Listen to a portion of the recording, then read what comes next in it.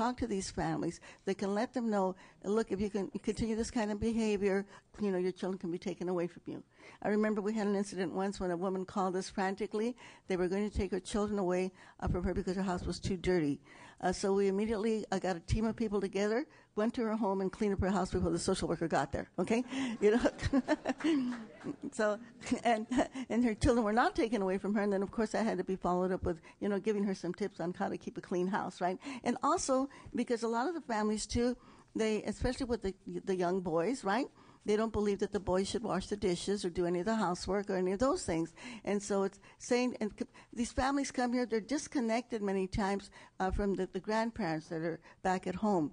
And so they think that the children don't need to do any work at home. They don't have to do any household chores. And so you have mom and pops at work, and the children that don't know how to do chores, etc., and so they end up having a lot of problems. So I think a lot of the just simple education to our families, saying these are the things that you need to do, because unfortunately here in the United States you do have a system of government here that will affect your lives and take your children away from you. But these are things that can be avoided.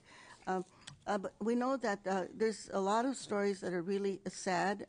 We know, we hear these stories in our communities about some of the families that are being deported, and that they actually not only have their children taken away from them, but they're put up for adoption without their even knowing it, because they don't understand that they're supposed to appear at a hearing, that they've got 30 days to appear to a hearing to claim their children. Nobody tells them that. Sometimes they're incarcerated. They don't have anybody to represent them. And I think that is one of the tragedies that is happening, that people are not even aware that this is going on.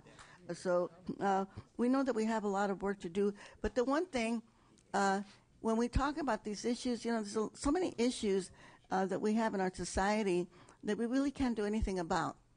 That we're kind of helpless. But in this area of the welfare of children and foster children, these are areas that can be dealt with good people, with the consensus type of a project that you've been doing here on the juvenile justice system in San Jose, with the kind of leadership that you've demonstrated here. I think that we really can make this happen. In terms of my organization, although we are in the Central Valley, we do work a lot in other parts of the state, in Los Angeles, in the Bay Area, on the coast. We're part of a statewide organization that has many nonprofit organizations that work together on civic engagement. And I just want to say that we know that trying to pass this type of legislation before, it didn't make it. But I just want to say I think that all of us here, myself, LULAC, and the other organizations, that we can commit that we will support you in the legislature, Assemblyman Bell, to make sure that this legislation can help, and also so that we can prevent the death of children that are in foster care. And again, we know that if we don't have enough social workers, again, culturally competent social workers that can go out there and check these families out to make sure that the children are being taken care of, that they're not just getting children for the money that they receive, that we can prevent the deaths and make sure kids are taken care of. I just wanted to give a little story about cultural competency. I have a friend who's a teacher, and she saw this young man, a little boy, who was there sitting in the principal's office, and she asked him, "Why are you here?" And she was told, "Oh, because he's drawing pictures of violence." And so she said, "Can I see the picture?" And so she looked at the picture, and you had all these children with sticks, right? And they were attacking what looked like a helium balloon. And she said, "Well, what is that?" He said, "It's a piñata," right? So, of course, he got in big trouble because he drew a piñata, okay? So I think that when we talk about cultural competency, I think it works on all levels, not only with the social workers, but also, again, with our families, so they can understand that there's a system out there that they have to be aware of that's going to affect their lives. Thank you. Yeah. Thank you, Dolores.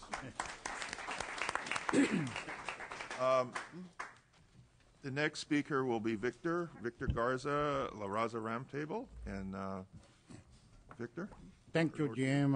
Thank you for hosting this event here with La Raza Roundtable. We are very, very proud of that. And approximately 2 years ago, we had a child welfare hearing that we had at City Hall as well. And Naomi Baeza was the lady who organized that one. and she did a wonderful job. She has the documentation. I think she's here someplace, Noemi Baiza. Right here. Okay. And okay, she's behind the camera, that's why I couldn't see her. But we have started moving in this direction. I'm very, very happy to see your deep involvement in this. In order to create changes, we need to work together. Earlier today, you made a comment that you said to Mr. Rose, I think it was, you said once you're in, that's it, you don't get out. And it reminded me that we are in the neighborhood of Sal Si Puedes, and that's the same thing, literally, Yeah, right. literally translated, okay?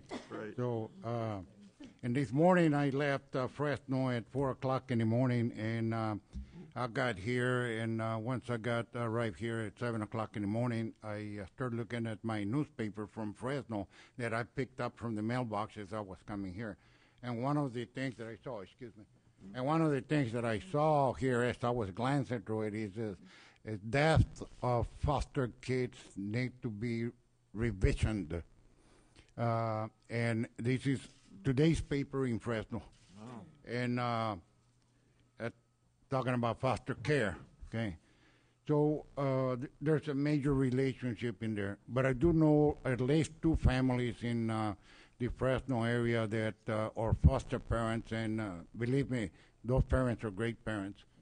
And a lot of the kids, I have had them in my house. They bring them over, and we talk. They bring the kids over, and we have a lot of equipment for kids to play with, so they enjoy running around. I have a small ranch, and they run all over the place, and they have a good time. So I see the love and care that these people give these children. But I have seen them when they come in, and they are all blue and black marks on them, even bumps on their heads and cuts and burns in their bodies. And these are little infant kids all the way up to about 10 years old. So there is definitely a need to review the system and look at what is it that we can do to be able to help these kids. They already going through a major trauma in their life just by not being with their parents. And let me read my statement. It says, good morning, my name is Victor Garza. This afternoon now, so it's good afternoon. My name is Victor Garza, and I'm chair of La Raza Roundtable de California, which is based here in San Jose, headquartered. Our organization was formed nearly 25 years ago as a coalition of Latino civil rights organizations, civic leaders, educators, college students, interfaith leaders. In 2006, we established a foster care committee chaired by Noemi Baeza and co-chaired by Danny Garza. We held a child welfare hearing at San Jose City Hall on June the 3rd, 2008. The hearing was transcribed and is hereby submitted for the record. As indicated by Reverend Dickens L. Alvarez in his opening remarks, La Raza Roundtable made a strategic decision to partner with the Harvard Negotiation Mediation Clinical Program. As a result, has partnered with a broad coalition of civil leaders and from the city, county, interfaith, and the court systems. We have undertaken capacity building in interest-based negotiations in order to prevent intervention by U.S. Justice Department regarding the overrepresentation of Latinos in the child welfare system, juvenile justice system, and criminal justice system, all parts of the pipeline to the prison system. Subsequently, school systems are being integrated into consensus-building efforts. And with individual focus on 19,000 students that are either expelled or suspended from school in Santa Clara County each year due to excessive disciplinary policies. That goes back to zero tolerances, which is applied unequally. When you apply zero tolerance policies in the east side of San Jose, where most minorities live at, then they are very strict. When you apply the zero tolerances on the west side, then they have a fight and kids hit each other. Then say, well, that's a minor disagreement. That's not called the cops. But when it happens down here, then they call the cops, and our kids end up in juvenile hall. and that's not in my notes, but that's what has happened. We are very well aware that the child welfare system is interdependent to court systems, police practices and protocol, school referrals for reports and child abuse, health systems that do not cover the uninsured, mental health services, and that for generations did not place any priority on child welfare services, juvenile probation department. They handled crossover cases and job training, housing programs that have blatantly lacked funding to help foster care youth who have aged out of the system. We strongly recommend that California Assembly Select Committee on Foster Care initiate legislation that will provide remedies that will sanction child welfare agencies and juvenile justice systems that have perpetuated generational overrepresentation, that will require child welfare realignment, funds to be used to address the recommendations being made by civil rights leaders convened here today, namely for prevention. We strongly recommend that the state legislation urge Congress to reform the Title IV of the Social Security Act in regard to child welfare systems and establish a comprehensive child abuse prevention program, and that federal review process requires states to include a report of findings and recommendations requiring remediation by the state in regard to overrepresentation, with sanctions to be imposed. When I was talking a little while ago and I was reading my statement, it reminded me that we seem to put $100,000 a year to keep a child in a juvenile hall. $100,000 a year it costs the taxpayers, each and every one of us. Yet we're not willing to put $7,000 to $10,000 per child of a savings of $90,000 per child to educate them, to prepare them, to give them some training programs so that when they grow up, they'll be able to maintain themselves and be a contributor member of society. And that's what we need to do. We need to change our priorities and begin to look at what works and what doesn't work.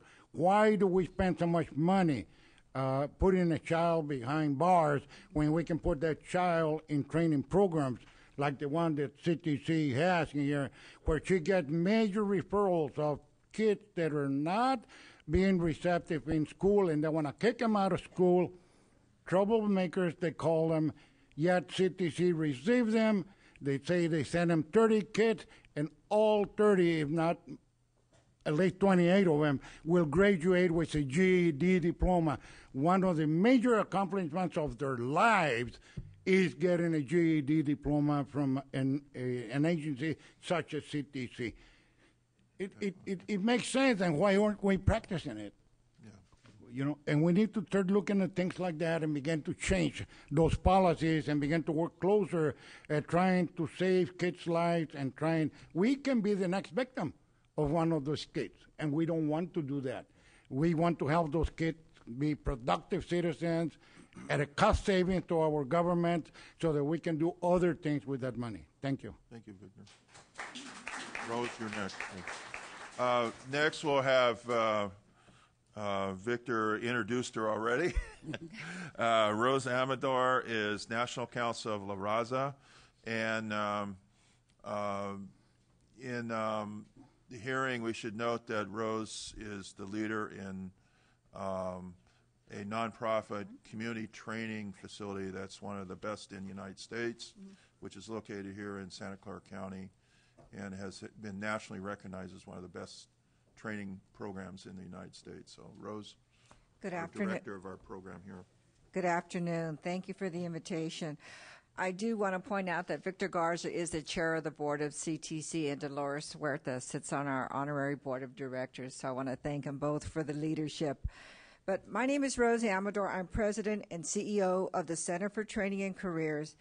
CTC has been an affiliate of the National Council of La Raza for over 20 years, and as a training provider for 35 years.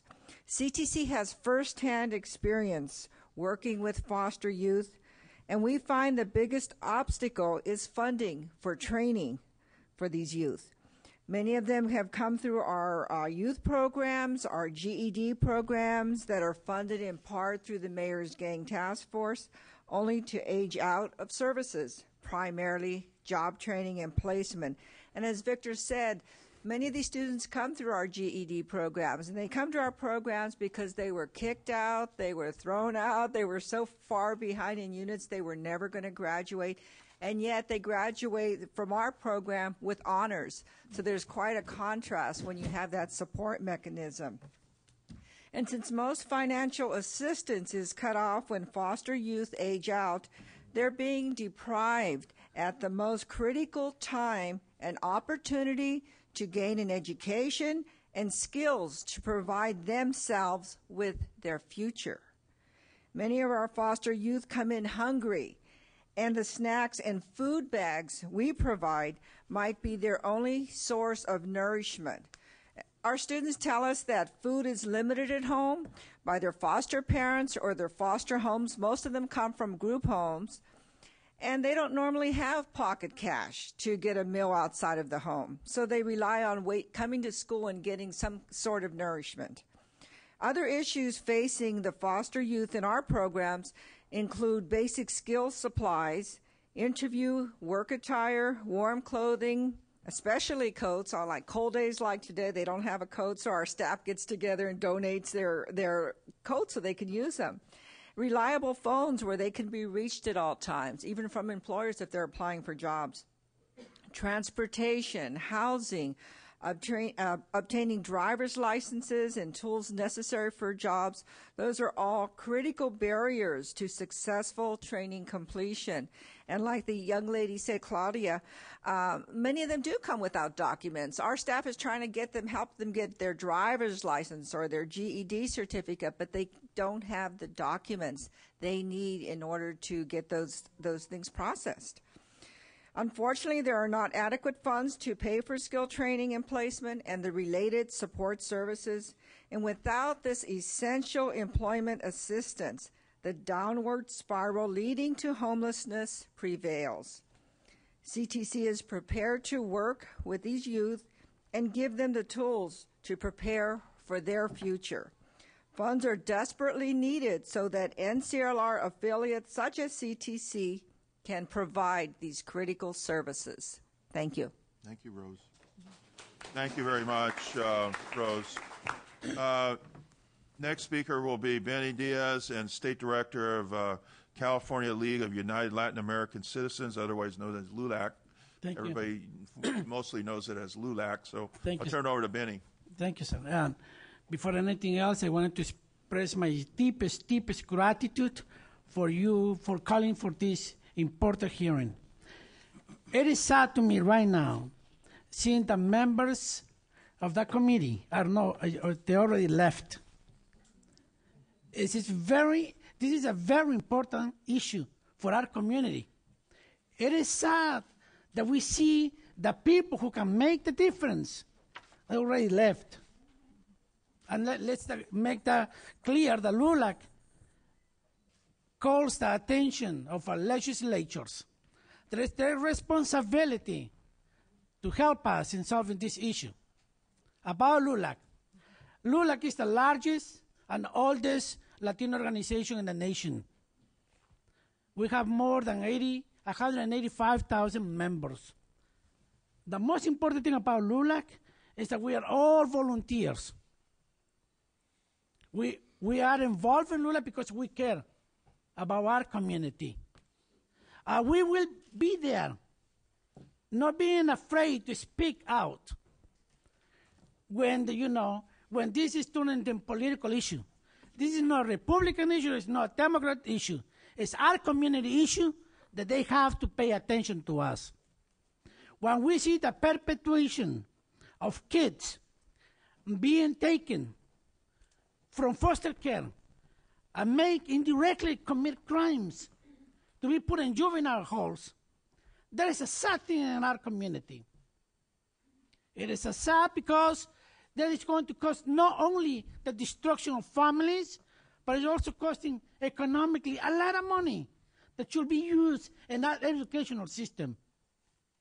Right now, Social services is one of the programs that continuously are being cut, and staff suffers, and morale goes down.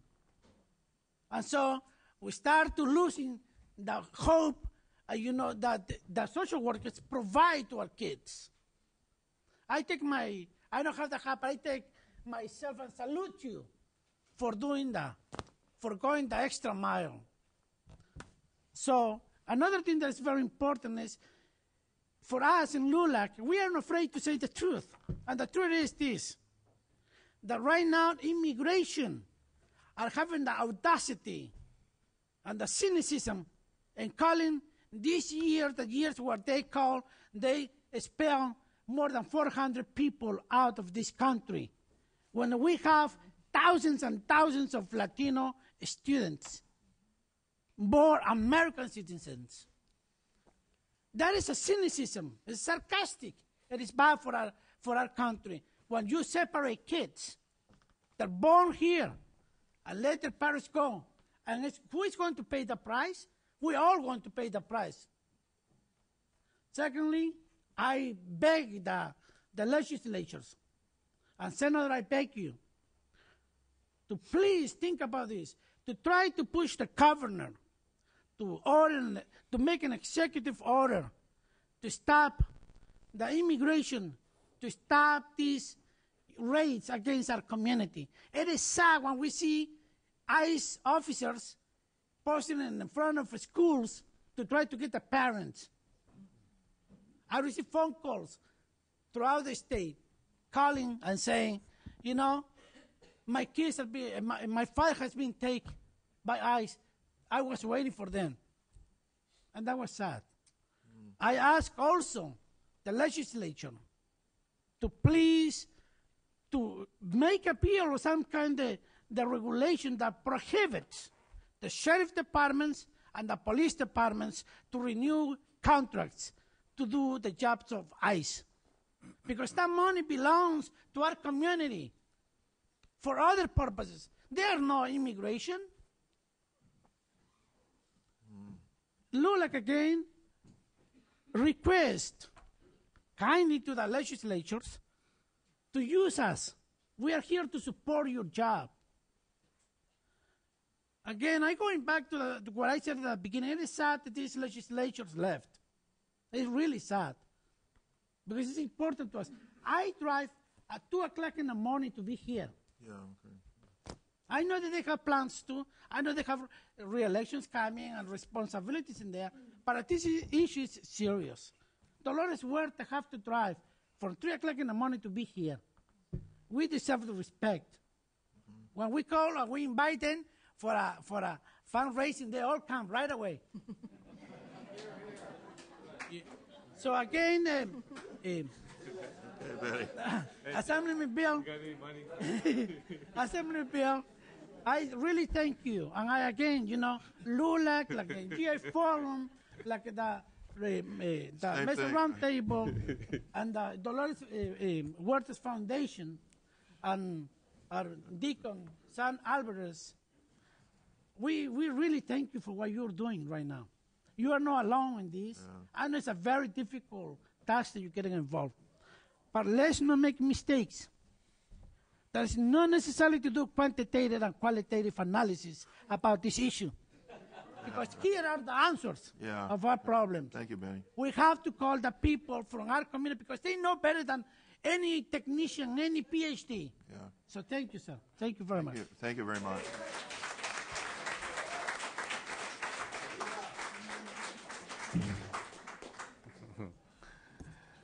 Next, we'll hear from a gentleman that I guess I've known since he was elementary school. You were in elementary school when I first met you. Yeah. And Darling, right here in East. Yeah, right. And he's the president of chair of Mexican American Political Association, MAPA, Danny Garza. So, Danny, turn it over to you. Jim, if I could just real quick, I think I'm going to make Benny even more sadder. Right? No. Because I got to go pick up my daughter right now. Let's go. So.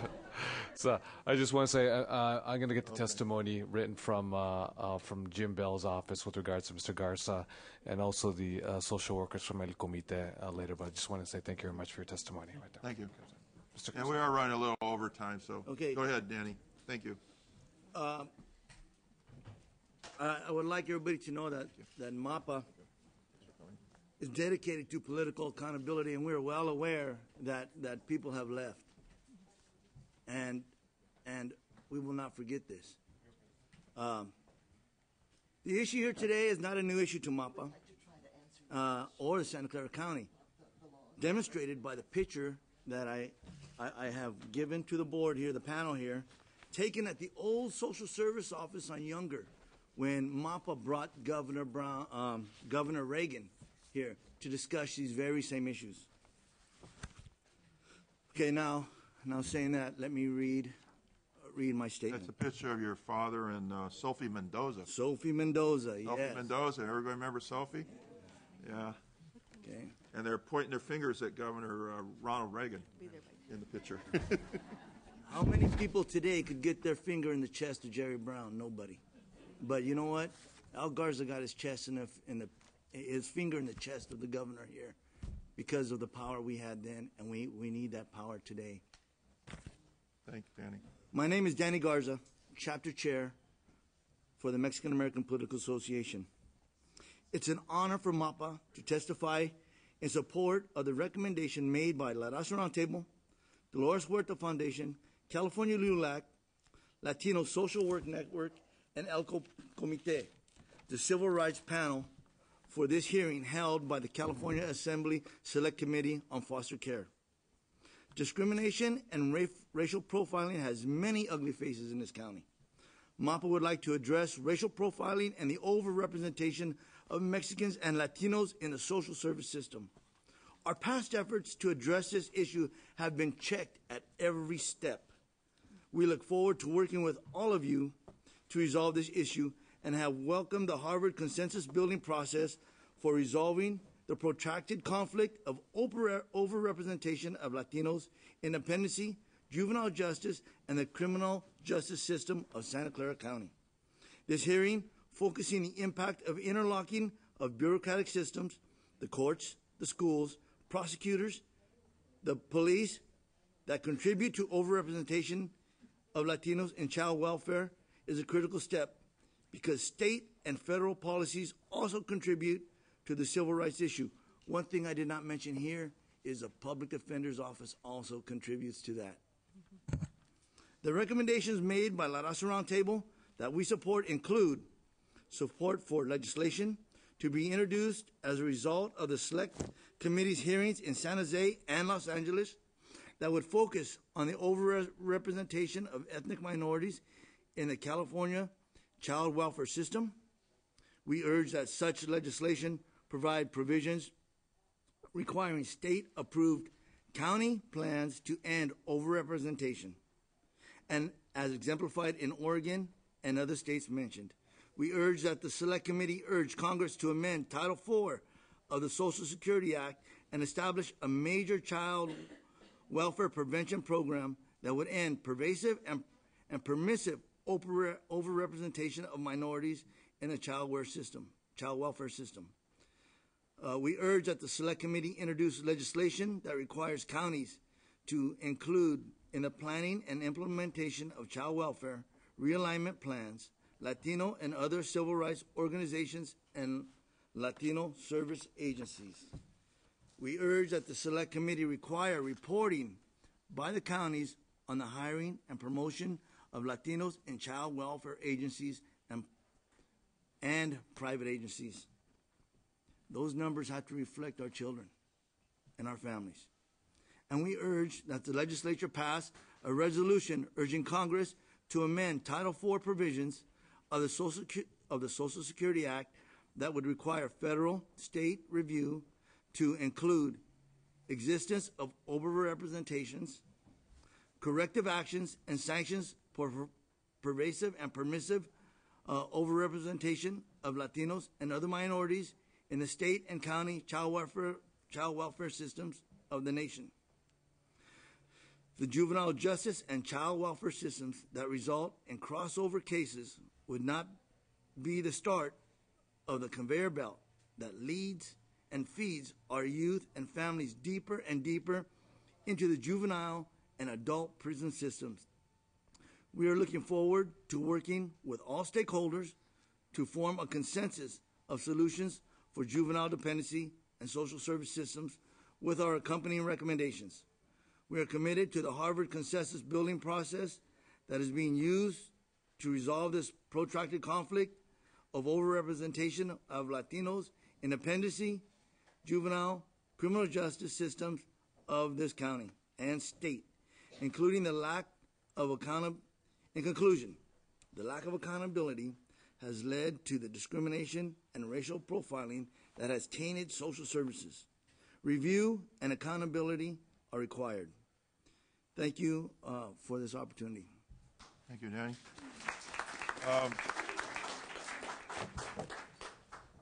I had just a general question. The way and I don't know if Greg or some of the, we'll hear from the next panel, but I had a general question. The child welfare laws in the United States require each state to have performance improvement plan. They're called PIPs, performance improvement plans. That's required under the federal law for every state to have a plan that shows what the performance is going to be. And then the state, in turn, requires each county to have a performance improvement plan. And what happens when we have the performance improvement plans is that each county develops its own plan based on certain standards, and a lot of them are standards like how to reduce failed placements and these kinds of things. One of the thoughts I had based on your testimonies was that we have a performance improvement plan on prevention and on civil rights, and put those in the state statute, and maybe one on special issues related to immigrants. I had three. Those are because I'm aware of the statutes. You know, I know what the federal law says, and I know what. That's why I'm chairman of the committee. So, can you respond to that? Is that would require each county? One of the things that we heard from the county people on civil rights was, oh, we should have a block grant, let us have flexibility. But if we let them have too much flexibility, then, you know, Kern County is going to do something different than Santa Clara County. So maybe you can comment on that particular issue. Dolores? I was going in terms of the deportation of parents, the Obama administration's new deportation policies are that they should not be deporting or could not be deporting parents that have citizen children in the United States, that they cannot deport students because they are undocumented. And the third one is they're not supposed to be deporting people unless they have felonies, and just not deporting people on misdemeanors. Of course, the issue is that that's not being implemented. Right. In some parts of the country, believe it or not, in Memphis, Tennessee, for instance, the mayor of Memphis, Tennessee, who happens to be African American, implemented those policies immediately. And just recently, at the national level, they have called in all of the INS people and the ICE people to give them training on the new policies of the administration. They haven't been implemented yet, but if those policies do go into effect, then we will see some reduction of some of the children that from these parents that are being deported going into foster care. But I think that adding these four issues that you mentioned right now would be very, very important. And also maybe that the county should also, in terms of what I was testifying about, that the counties include in whatever kind of a plan that they have, the type of training that I was talking about in terms of parenting and making available to the Latino community in the Spanish language. These are the procedures that exist. These are the issues that can get you into trouble. For instance, if you do violate any of these laws. Yes, we had in Santa Clara County a thing called the Children's Health Initiative that I was a co-founder of. That was to have every kid have health care, regardless of immigration status and so forth. A lot of you worked on this with me. And we had the kickoff, guess where? Right here in this room. And we kicked it off in 2001. And before we did so, in terms of planning this, I was mentored as chairman of the board of the health plan by Maria Fuentes, and I don't know if she left, but she explained to me why we have to have cultural competency. So what we did is the Children's Health Plan hired and created an Office of Cultural Competency. And so as a result, I think we hit 99% of the children in Santa Clara County have a health plan. Amazing. Because we were able to work through a lot of the cultural issues and be more successful. So when people say cultural competency, it's not just about civil rights. It's about being successful in the delivery of services in an appropriate manner. So it actually saves the taxpayer money. I keep telling people that saves money if you can get a preventive health care program for kids. And the same thing applies to child welfare. You can save money if you have a culturally competent program. Assemblyman, if you don't mind, it's something's very important that we have to understand. When we're talking about civil rights, a lot of people relate to minorities. Civil rights is for everybody. Right. We are all Americans. Doesn't matter where you came from. Right. Therefore, when we see the perpetuation in our judiciary system, same judges, like in the juvenile halls, all from the one color, and the other side you have a different color. When you go to workers' comp, to use another example, when you have 150 judges and only 4 or 5 Latinos, I mean, there is an issue there. But again, what we're asking is for something that is within the law. Yes. Okay. Something that is just, nothing special. We don't want the law to be bended to protect a specific class. Just treat us like any other American needs to be treated. That's what we're asking, Assemblyman. And I hope that the most important thing that you take a message from us is we wanted to help you. We wanted to participate. And I hope you listen to us and you take that seriously, because our input comes from people from Yucaipa, from El Cajon, all the way from, Shasta County. Yeah. So. Thank you. And thank you, panel, and especially Dolores. You have to leave and catch a plane. Sorry. Appreciate it very much. Thank you. Thank you. Thank you. Thank you very much.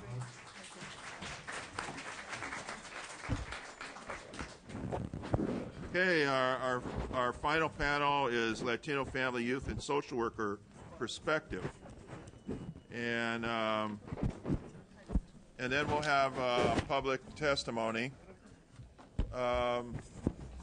Naomi Baiza, La Raza Roundtable, she's the chair of the Foster Care Committee.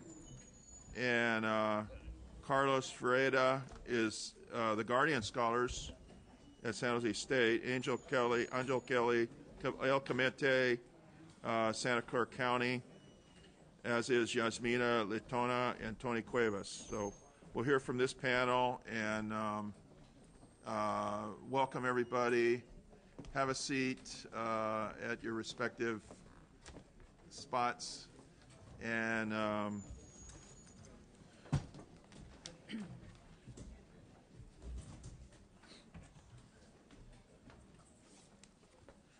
I believe we're starting with Naomi. So Naomi, you can have.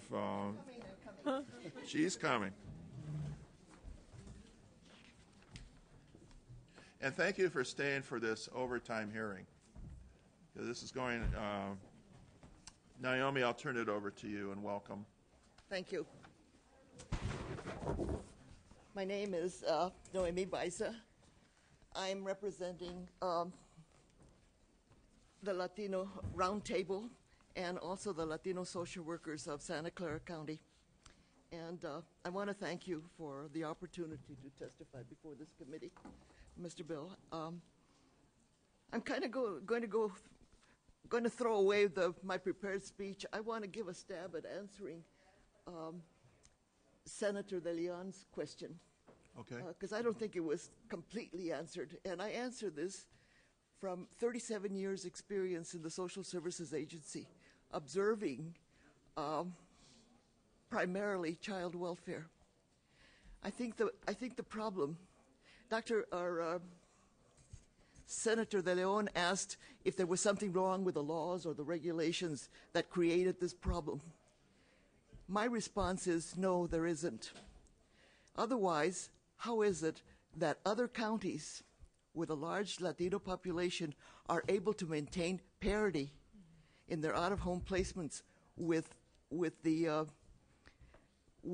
population of Latino children in their counties? We have been for many, many years, and I'll tell you, I've been doing this for 42 years, advocating to reduce that number. And I need to confess, I've worked up quite a lot of anger, but I promised my colleagues I would behave. So I will be direct, but I'm going to behave. At one time, I checked all of the counties. I kept track of all of the counties. Yeah. Santa Clara County was the worst county in the state. And one day, I had a lot of time, so I checked national figures. Guess what?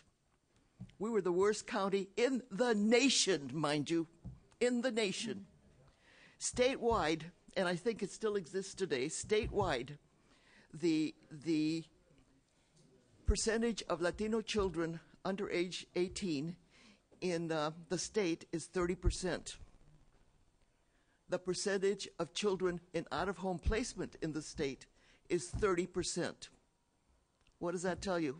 We're 60% almost. We're 60%.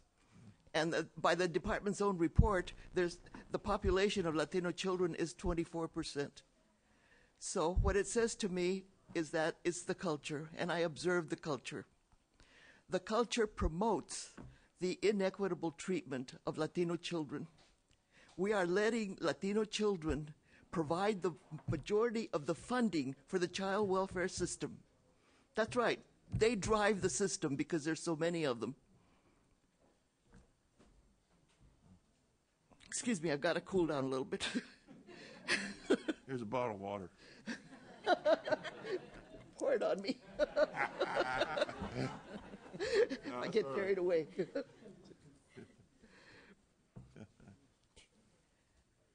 The social workers, when I was working there, I could tell you which social workers were yanking kids out. They used to come back from court and give each other high fives. I won, they would say.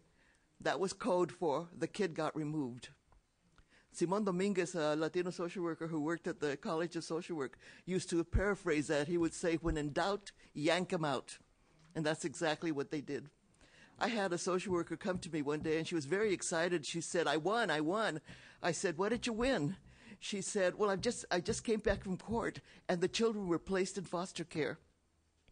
And I said, I thought it was the family that was supposed to win. And frankly, she looked very puzzled. She didn't know what I was talking about. I'm going to go back to my prepared speech and start with giving you some recommendations. Okay. I think that Santa Clara County should promote and contract with Latino organizations to provide diversion services for Latino families.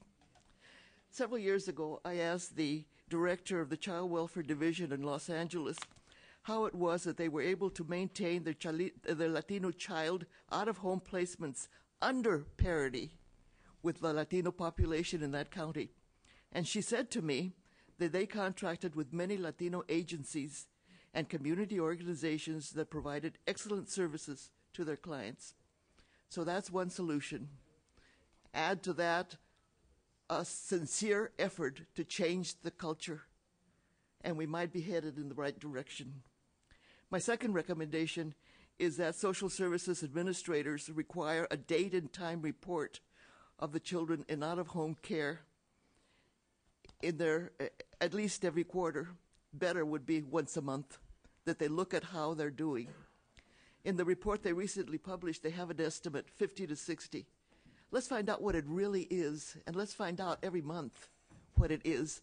The department, I know, has the technical knowledge. They have employees who can get in those computers and give you a figure very quickly.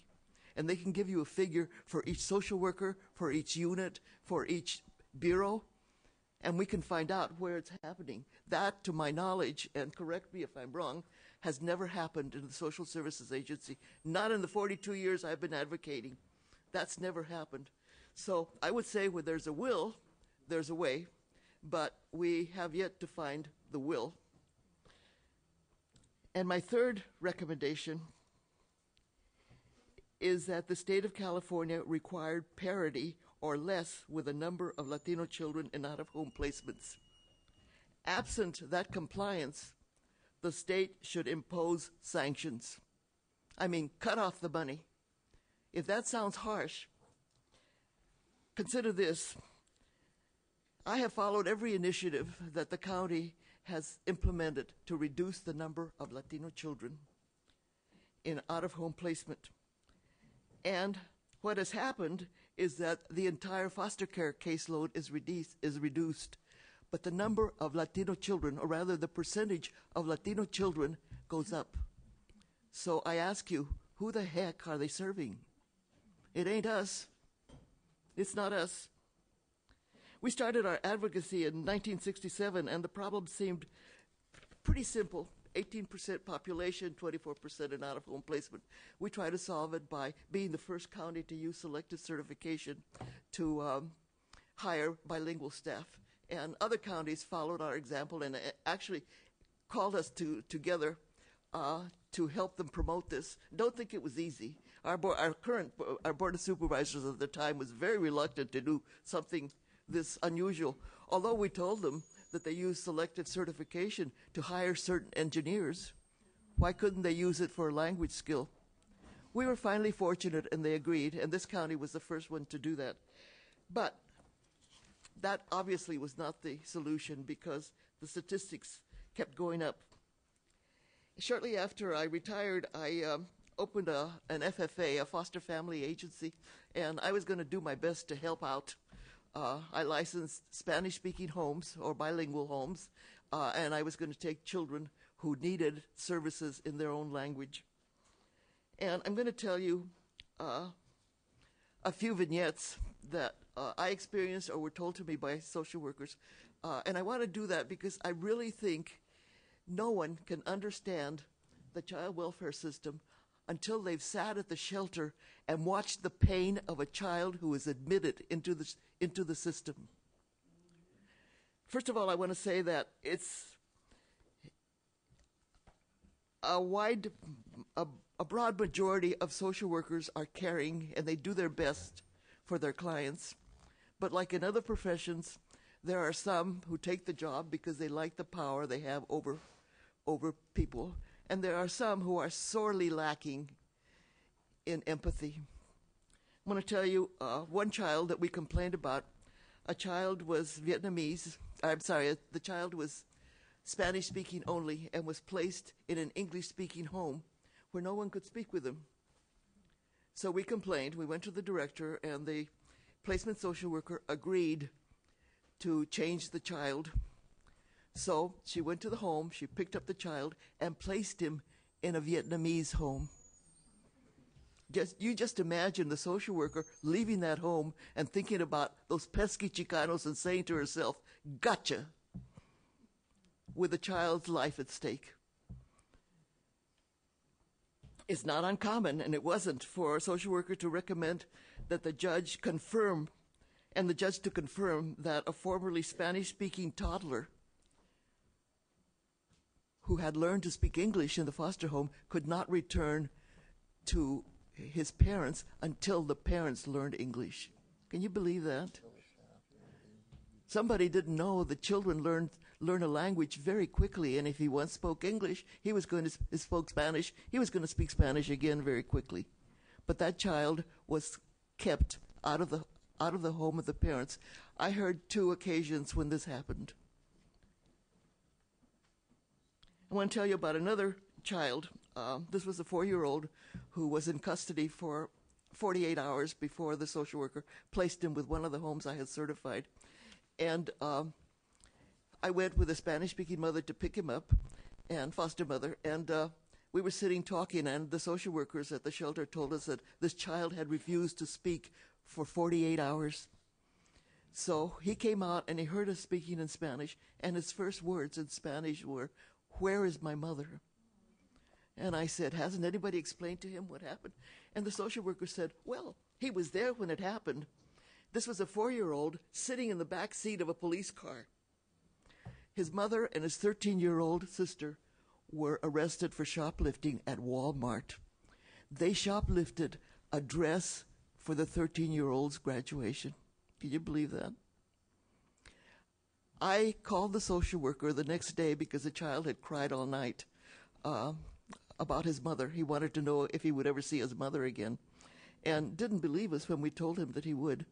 So I called the social worker, and I asked her if she would call the jail and tell them that the foster mother would accept a collect call from the mother so she could talk to her son and explain to him that they would be reunited, that this was just temporary. And the social worker refused to do it. Her supervisor was a friend of mine, so I asked her to ask her supervisor if she could do it, and to tell him that I had made the request. Well, I waited 24 hours, never got a return call.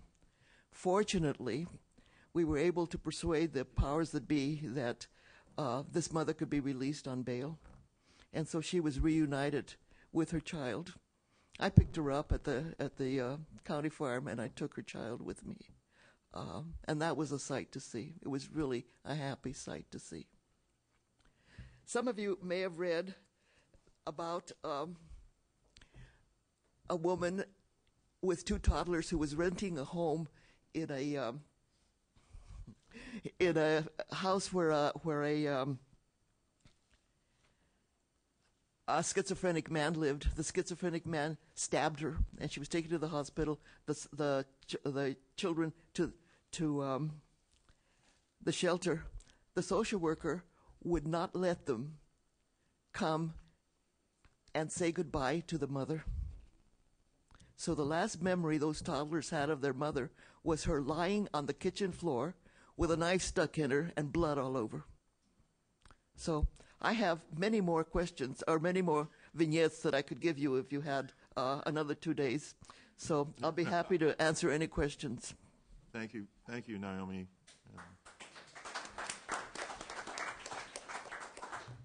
Okay, Carlos is the San Jose State University Guardian Scholar. So welcome, and thank you for coming. And my alma mater is San Jose State, too, so that's great. Good afternoon. Like I said, my name is Carlos, and I am a Guardian Scholar at San Jose State University. My time in the foster care system was a brief one, but in that brief time, I learned a lot about the resources that are available for those in the system, and some of the glitches that we must overcome. But before that, I'm sorry. Oh, yeah, pull that mic right up there. Yeah. Like I said, I learned a lot about the system, the resources that are available for us, and I also learned a lot about the glitches that we must overcome. But before I get to that, let me tell you a little bit about my background and why I believe I was chosen to speak with you today. I never met a father. I didn't meet my mom until I was 7, which was when I came to this country with my sister. At the age of 7, my mother passed away due to a brain tumor, and I was left an orphan with my sister. After that, I was moved around from place to place. Miss Claudia kind of summed up what my life was between that time and those 7 years before I met my mother. I lived with drug dealers.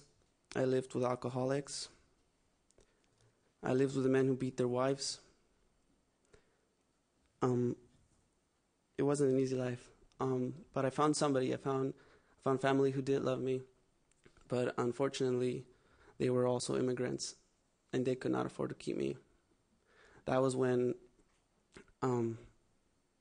I was put into the system. I spent that years doing that, living like that. When I was 17, it was when I was going to graduate from college, from high school, from James Lake High School. And at that time, I was at risk of being homeless.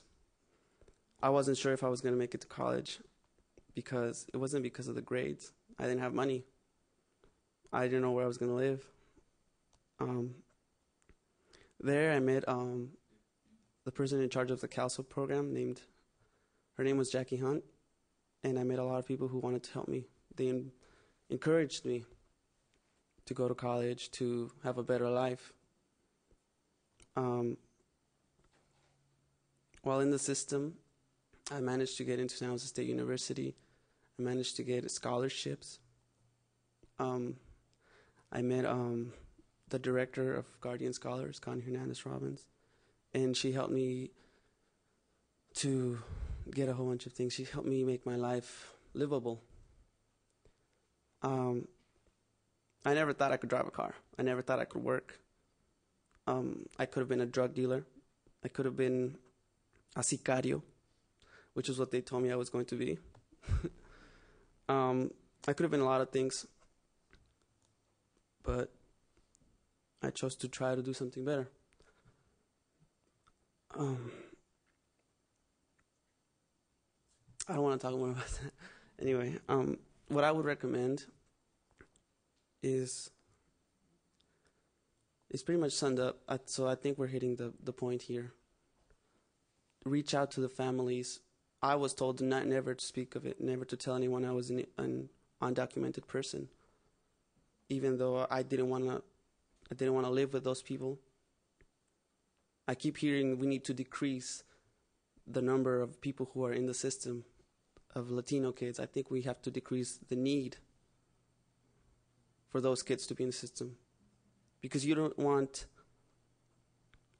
kids who need to be in the system to not get the help they need. I think if I had been in the system earlier, my life would have been less difficult and less painful. And the same is easily said for my sister.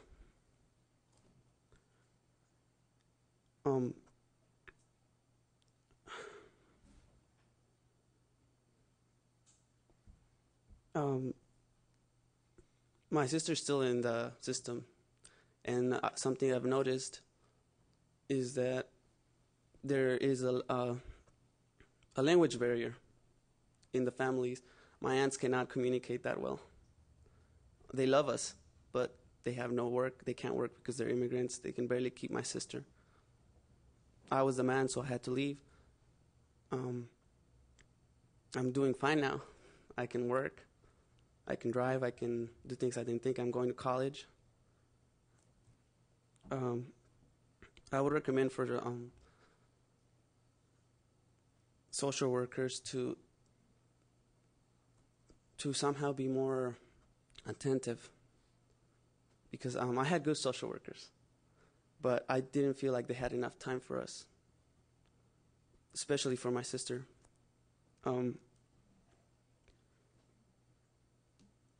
I ended up getting out of the system without my Medi-Cal, which was later on a very big problem for myself.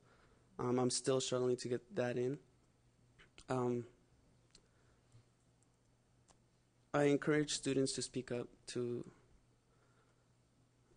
tell them that you need help if you really need it. You know, there are others who are like me. I've met many other people in Sobrado House. I met many students, many foster care, who were emancipated, who still needed help, who was like, okay, you're 18, okay, you're going to college, you're gone, that's it. No, you still have to find a way to finance yourself. You still have to find a way to survive. Another thing, which is kind of very personal, I would recommend more help for foster youth in the just help with foster youth who are struggling with who don't want to live. Because I don't really know, but I have met someone very dear to me who tried to take their life, and I encourage the foster care system to try to help them. And I have seen that they're not as effective as I thought they would be with that issue. Honestly, I came here to try to give you a perspective of what it's like to be in the system, and to try to be a voice for those I've met who have gone through similar things as I have. And to be honest, if they had seen that all those people left, they would be very angry. And I agree with you. You're right. They wouldn't believe in you, to be honest.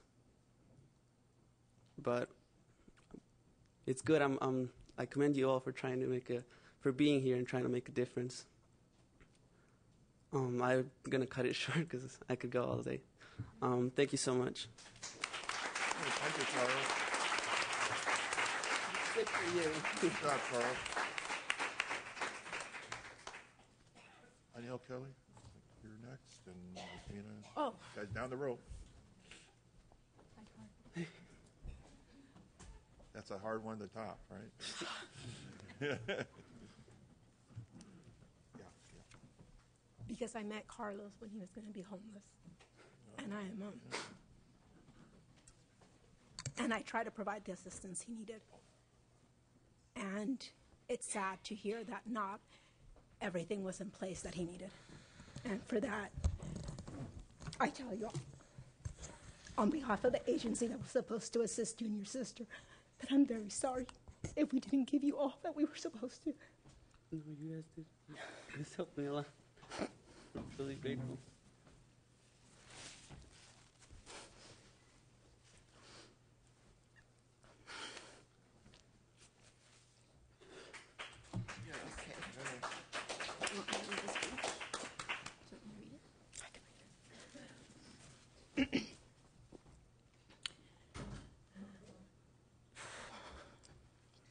My name is Angel Kelly, and I am chair of El Comité de Preservación de la Familia. Before I begin, I want to express appreciation to Assemblymember Bell and members of the Select Committee on behalf of myself, my executive board colleagues seated beside me, co-chair Yasmina Latona, and secretary Tony Cuevas, other members present, and committed members unable to join us. Thank you for convening in this historic place to begin our journey forward together. El Comité was founded in Santa Clara County in 1968 by a group of Latino social workers, eligibility workers, and clerks of what was then called the Department of Social Services. El Comité was created to advocate improved services to Spanish-speaking families through organization. Meeting during lunch break and after hours since 1968, we have continued to advocate for Latino and Spanish-speaking families at the agency. In 1993, El Comité wrote a strategic plan and set forth as its goal to reduce the number of Chicano and Latino children who are placed in out-of-home care by the juvenile court to at least the equivalent percentage level that the Chicano-Latino child population represents in Santa Clara County. Throughout the years, specific committees such as the Immigration Committee and the Latino Cultural Competency Group were created to provide culturally competent trainings, as well as trainings regarding the specific needs of undocumented Latino clients. Much like El Comité, staff belonging to these committees dedicated their personal time to conduct such trainings. We're here today with the support of our county leadership to advocate and express our commitment to achieving reforms that can do the following. 1, end foster care and adoption incentives and incentivize prevention and family preservation through unification and guardianship. 2, provide adequate federal and state funding for services to children and families that are responsive, accountable, customized, and neighborhood-based. 3, provide adequate federal and state funding for services that are client-oriented, culturally competent, and family strengthening, if not empowering.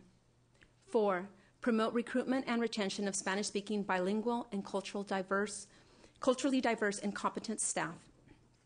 And 5, promote professional development of cross-cultural and immigration-related expertise.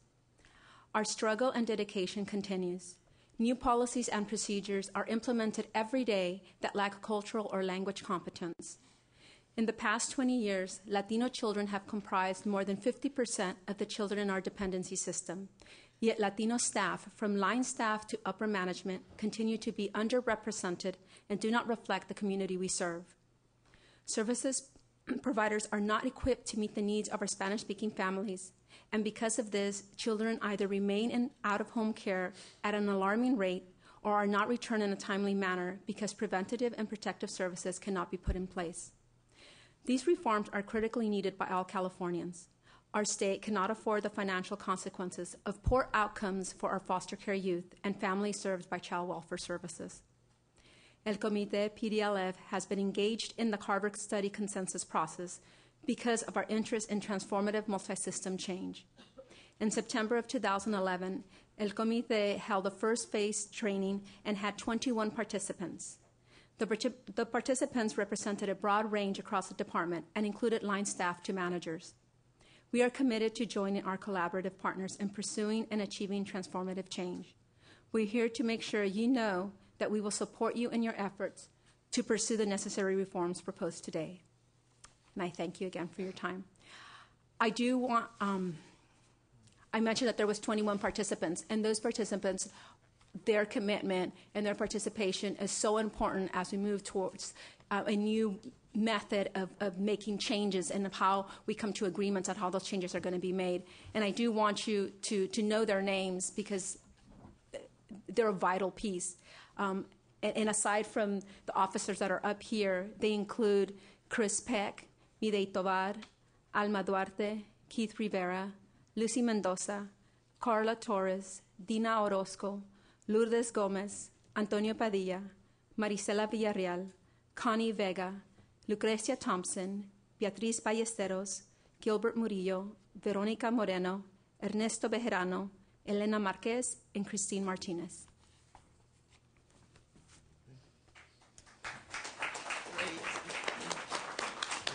Thank you. Yasmina? She actually did the speech for us. For all of us. And Tony? Yeah. Just going to add a couple things real quick. I think it's important when we do social work that we revisit minimum sufficient level of care, and that is to say that both at the entry and the exit that we determine what we're really trying to figure out when kids go back to their families or when kids enter our system, because I think minimum sufficient level of care is across the board depending upon the social worker. Preventative services were highlighted. I think that's also important. And I think conflict resolution skills, as Angel mentioned, are also vital in that's going to break up the conflict that sometimes exists between the clients and the social workers and the power and control struggles that happen at times. I talked to Jim specifically about Title IV funding. Yeah. When children do cross state lines. Some children are not Title IV eligible, making it difficult for kids to cross state lines because there's no money attached. And so these kids are raised in foster care versus being raised by families. Strong advocates for our Latino families that are in the system that can advocate for their needs. Open communication is crucial also between management and the social workers and in child welfare in general. We're all brothers and sisters. We all need to talk. We all need to get on the same page. Like today, this is a true blessing. This is the beginning of change. This is historic. And then as we make a shift towards maintaining child welfare positions by bringing in families into the system, I'm hopeful that we can maintain child welfare positions by making a shift to having preventative services, social workers in the schools, people working to address, as someone mentioned, alcoholism, also drug treatment programs. Those are the services our community needs. And again, without the efforts of our El Comité members and our DFCS family and everyone here today, I'm hopeful that we can make change. Thank you. Thank you. I had a couple questions. First, I want to say my family, my stepson is a James Lick alum. So, and actually, I'm going to be at James Lick tonight at the basketball game. They're having the Battle of White Road between Mount Pleasant and James Lick tonight. That's called the Battle of White Road, I think. Go Comets. I wanted to ask the question about the cutbacks and the number of staff and the caseload. The basic goal is to have an individual, tailored approach to each child and family in the child welfare system. And, you know, we have a case here where the success was limited, and he mentioned how much time the social worker really was a lifeboat for him, but it was tough because of that issue. Can you comment on that in terms of like professionally, what do you think the reasonable number of cases a social worker should have? And how does this apply to our Latino families in the casework that you provide? Maybe that's a question for people. I wanted to get some kind of dialogue on that issue. You said that a lot of the Latino children were not given social workers that actually spoke the language. Mm-hmm. So what happens to that? You know, how does that play into the caseloads and things like that? Well, one of the things that continues to be a challenge is we don't have enough staff that are bilingual. And for whatever reason, codings aren't done correctly, and then the correct social worker is not assigned to the cases. Bilingual social workers tend to be higher in number, even though they're not beyond the agreed-upon contract language of what their ceiling should be, of how many children they should have. They are many times double or a third higher than their peers, their English peers, in terms of how many children they have. And so that goes to impacting their ability of how often they can see the families. When Tony speaks about prevention, that's definitely an area that we could, that we need to put more focus on, because in our prevention services, the social workers have more ability to be able to get out to the families and see them much more often, because the numbers although the numbers are high, they're not also being required to do all these court reports that take up a lot of time when they're reporting back to the court. They're being able to put that time actually in the family. But unfortunately, when we have needs in different areas of the department, all you're really doing is shuffling the same number of social workers you have. And so then you end up having a problem at the front end, or, you know, now you move them to, you know, to like the youth who are emancipating. We want to make sure that they're doing well. You move them there, well, now you have a hole in the front end that you can't fill. I mean, it's just, and so we need to be able to recruit and retain, because the more clarity there is about what is needed and what your language component is that is lacking, the more evident it becomes that you don't have the numbers in your staff to be able to support what the community needs in terms of services. I think one of the things that unfortunately hasn't been really developed is the recruitment of bilingual, bicultural social workers. Oh. Somebody earlier today mentioned the Title IV East stipend program for the MSWs. I was actually a recipient of one of those stipends, and that is how I got myself through the MSW program. Had it not been for that, it would have been a lot more difficult for me to be able to succeed. I would have done it, but it would have been harder. I think that a lot of the colleges and universities do a good job of recruiting bilingual, bicultural students, but unfortunately, I think a lot of the departments don't do such a good job at recruiting those students once they come out. So I think more recruitment, more focus on recruiting bilingual, bicultural social workers needs to happen. Does we have San Jose State School of Social Work. We have the big ones in California, Long Beach, UC Berkeley, and so forth. Is there a need for like a better link between the departments and the universities in terms of work opportunities, internships, those kinds of opportunities to help? You know, we all know tuition's going up, and that's an issue. But do you think that would help get more social workers that are culturally competent into the child welfare system in California? Definitely, and I also want to add, too, that training also needs to occur within the departments with the current staff that we have, because the truth of the matter is we deal with children of all cultures, and so staff also need to be continuously trained on how to be culturally competent. Okay. And I think that's an area that can be improved as well. Okay, thank you.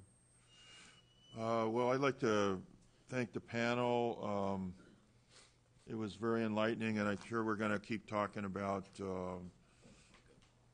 what's it like on the front lines with the social workers. I know when I was a county supervisor, it was very important to keep the caseloads down as much as we could, and we were successful in doing so to some extent, and that was a big accomplishment. And I hope that that we now, as we transition into AB 12, which went into effect this week, I'm very happy about that.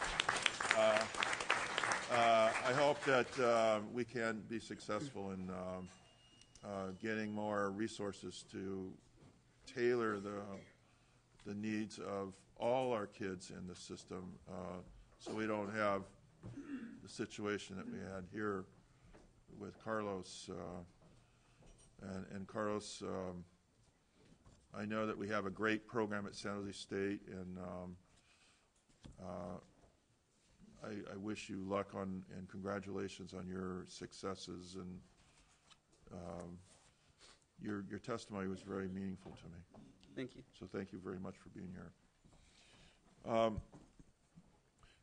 Now, the next item is the public comment. We'll thank the panel and appreciate you being here. And, we're going to have folks public comment now, and we have 2 minutes for each speaker. And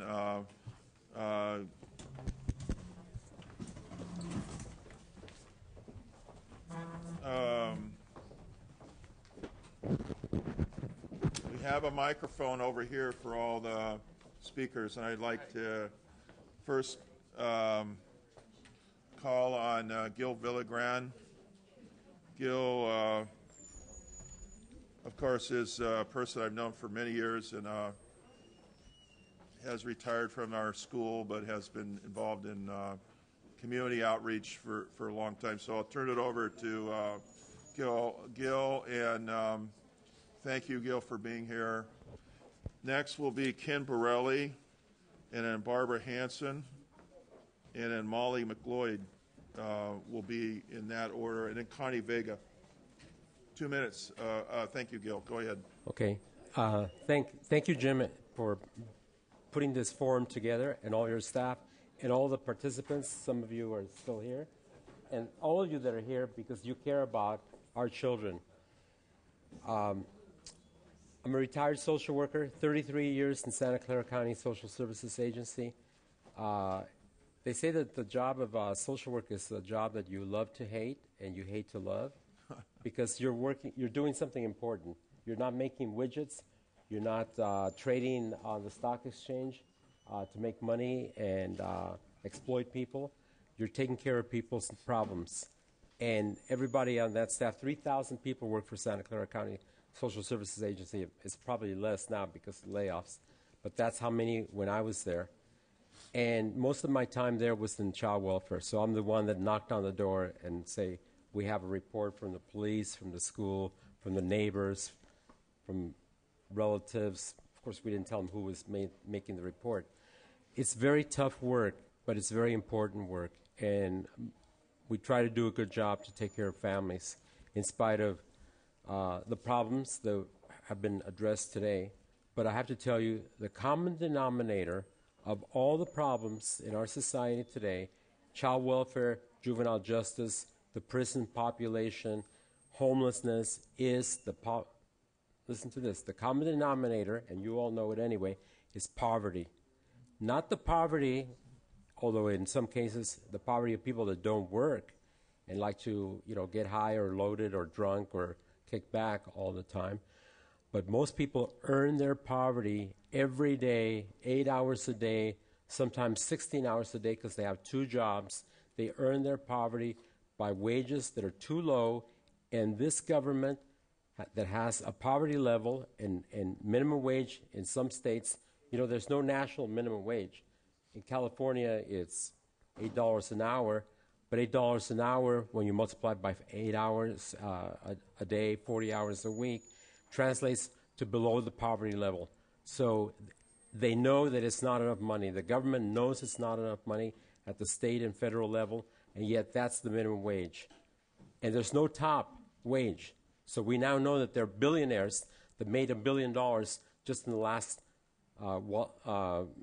bailout for Wall Street. I am part of Occupy San Jose. We're a small, just a minute, I'll be very quick.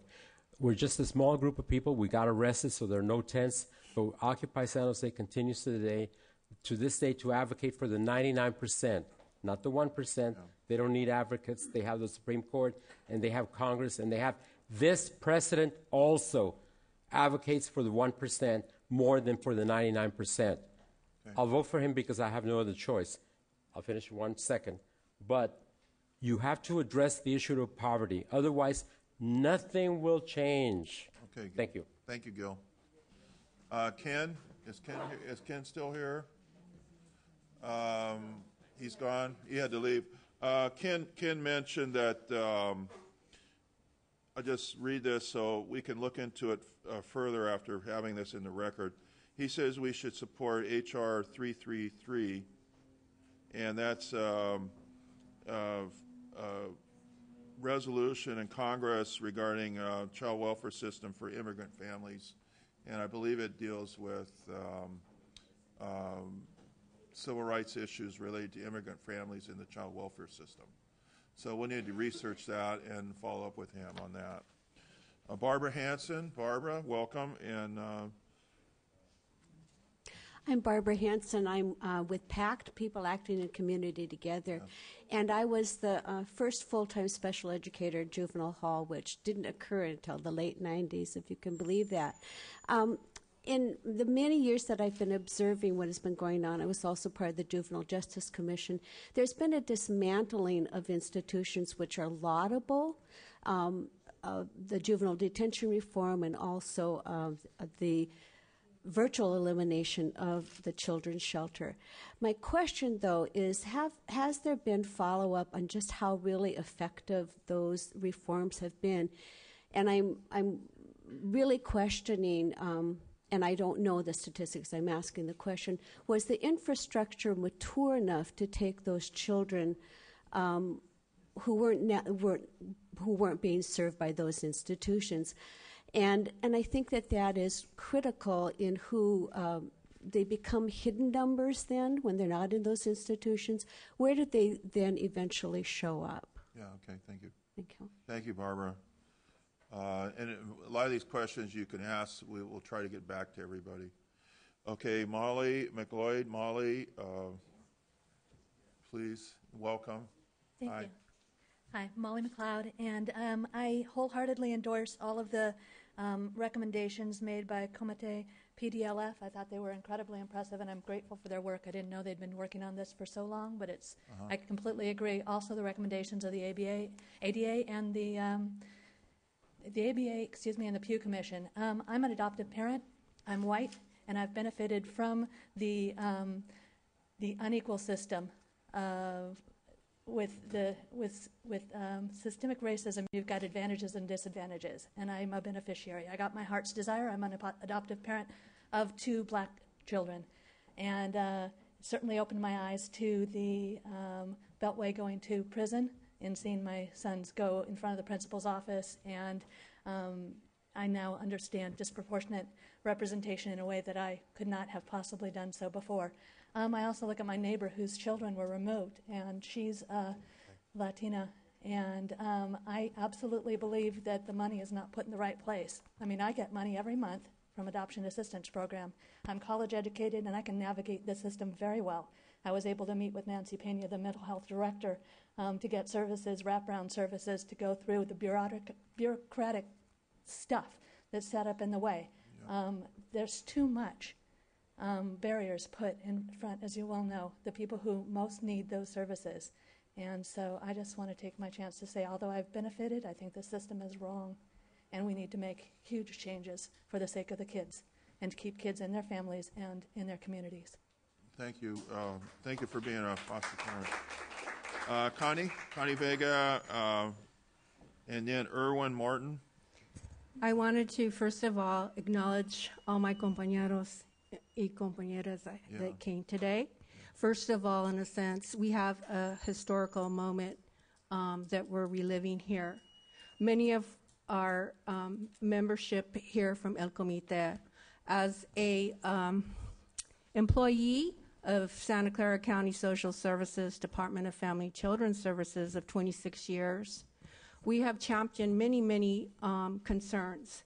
And if it wasn't for the scene of such familiar faces today and the warmth that I felt, I don't know how I could go back to work, because I was reminded today of all the issues and concerns that we have worked from the past.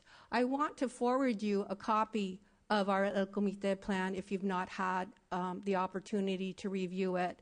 Many of the concerns raised today can be addressed through that plan. Yeah, I saw that. And I have a special concern when we start talking about cultural competency and delivery service. I was reminded, and again, my greatest teachers as I worked through the system, I have promoted through this system.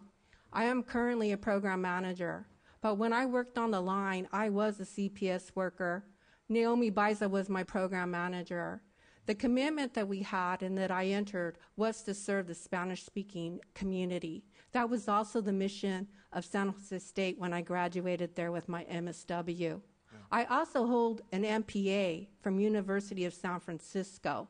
So why I say that is that I had to get an MPA degree so that I could be considered to work out of class as a supervisor. That kind of tells you about the system, that how we look at providing services just within. When I look at the nature of our job, it is critical. And I want to remind you that as we move forward on this, that there are many people here that have expressed a lot of ways of doing this. And I think that I would like to suggest that our administration go back and have a debriefing meeting or a reflection of what information has come forward, because I think we've been given a lot of recommendations that we should chew on and look at. Okay? Yeah, this is just a hearing, and we're going to keep doing that. I had a question for you. It's kind of a, what you said, I got a little confused. You have an MSW, and then to get to be a management level, a supervisor, whatever, you had to have an MPA? Or? I went for an MPA because during that era in the 80s, in order for me to work out a class or to try to even be considered to be worthy of promotion to a supervisory level, I had to pursue additional degree, because in that system, it was very closed about how we were able to work out a class at that level. The leadership training that I got and how I was able to be successful in moving up the rank was through my El Comité experience. That was the training ground for that. Yeah, Connie, the reason I asked that is because next week I'm chairing a committee, and we're going to have a hearing on a bill that says that managers in child welfare at the supervisor level should have a MSW. It doesn't say anything about any other degrees. It just says they should have an MSW. And but in your case, MSW wasn't going to cut it. You had to have another degree. That's right. Okay, I get it. So you think that idea about having just an MSW would be sufficient? I think a MSW is sufficient.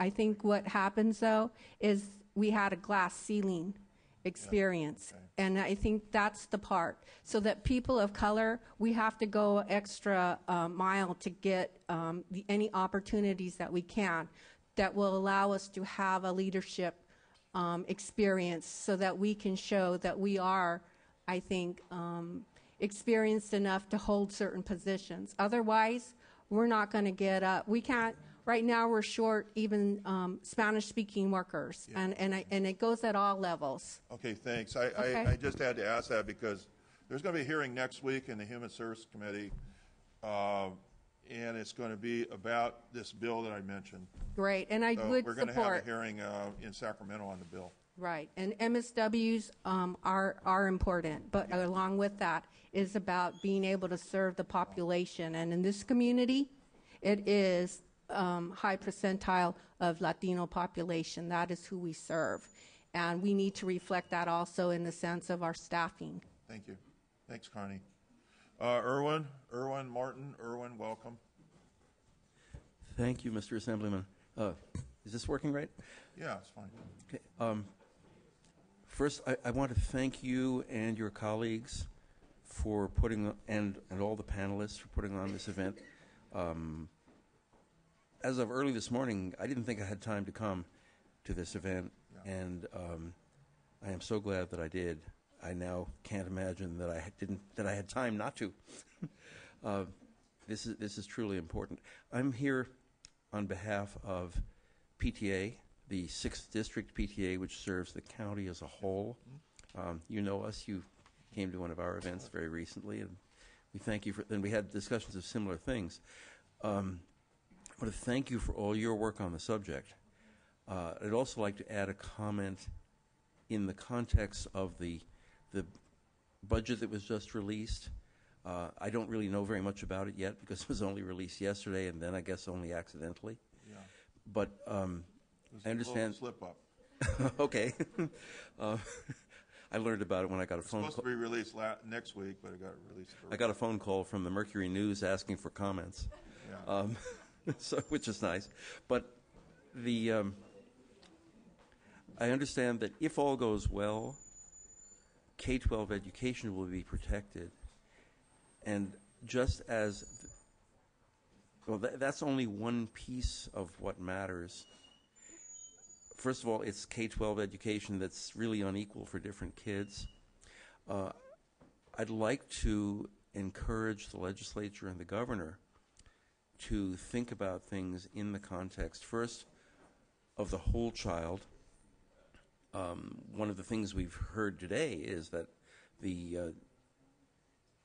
just providing schooling or providing one thing and another thing is not enough if you're missing things like the language services or the connection to family. It all has to fit together. So I want to make sure that we think about our children as the main resource for the future. We exist not. People think of PTA as being about schools and classrooms. We're not just that. We really are about children and their needs, and particularly the most vulnerable children. Not the children of our members, but the most vulnerable children in the society. So we want to hear more. We want to be involved more. And we just want to thank you for all your efforts on this. Thanks for showing support today from PTA. Thank you. I think Danny Garza wanted to say a few words at the end here. Yeah, no, these are questions that our members had given me. Okay, great. How will accountability to the community of historically abusive workers be addressed? There is biased, egotistical, racist, and unmoving workers because poor people are easy targets. Okay. Question number 2. Whatever is decided in the future of social services as far as changes are concerned needs to go before Mexican and Latino-based organizations for the community's protection. Is that going to be addressed? Yeah. Question number 3, how will social workers be classified as experts in the future? They are not doctors and not psychiatrists, yet they've been known not to follow doctor and psychiatrist recommendations. Who is watching over Bill Lightborn? There needs to be a Mexican and Latino-based committee to do this. Where will termination of abusive workers be addressed? When will that happen? And finally, what has to be done to come to the community? Oh, that's already been answered. That was the one about whatever decided in the future for social services. Thank you. Thank you, Danny. And I wanted to say that I really appreciate everybody's coming here. It's very important we talk about this subject. Okay, that's the first thing I want to say. Is for me, when I got in the legislature 5 years ago, I introduced a bill to do a study on disproportionate representation, and it failed. It got killed in I was a rookie assembly member, and I talked to Karen Bass, and then a couple years later, Karen Bass, who was the speaker, introduced a bill, and her bill got killed also. So this is, there are forces that don't want, even to study this subject, So I think this is a very important hearing to, somebody said break the glass. I think we have to kind of break the glass, and really start talking about this and solve the problem and get down to it. Let's get down. Let's figure out what we're going to do. And it's a humbling experience to be among leaders who have made a difference improving our community so that everybody is afforded the opportunity to achieve the goals in their life. That's the basic goal that we have for our kids in child welfare. And it was really an honor to have Dolores Huerta taking the time and driving up here early in the morning and coming up here and attending our great hearing in McDonald Hall here. And she's, of course, a living proof of that a single person, that just one person, can make a huge difference in justice to shape our world, our whole world. So she serves as an example for all of us in the future that as we proceed ahead, that just one person can make a big difference. So all of your presentations, I think, were very good and informative, had a lot of good questions, and I feel I'm walking away better informed on the breadth of the issue and hopeful that we can work on the opportunities that are created here today by the information everybody gave. And I plan to use the information and recommendations to work with the people that were here and other people on legislation to improve California's outcome. And by the way, the chair of the Latino caucus of the state legislature, Tony Mendoza, sends his regrets, but he is aware of this meeting, and he is actually, when they have their sessions, this is going to be on their agenda, and we are going to work together with the Latino caucus to get legislation. I believe there's 25 or so members of the legislature in that caucus. So we are committed. We are committed to work on this. We're having a hearing in Los Angeles also on the same subject, and we may have further hearings in Sacramento on this subject. And I will let everybody that signs up know about what's going on and provide the information for you about what we're doing and the legislation that comes out of this, working with your organization. So thank you so much for being here, and we'll adjourn this meeting. Thank you.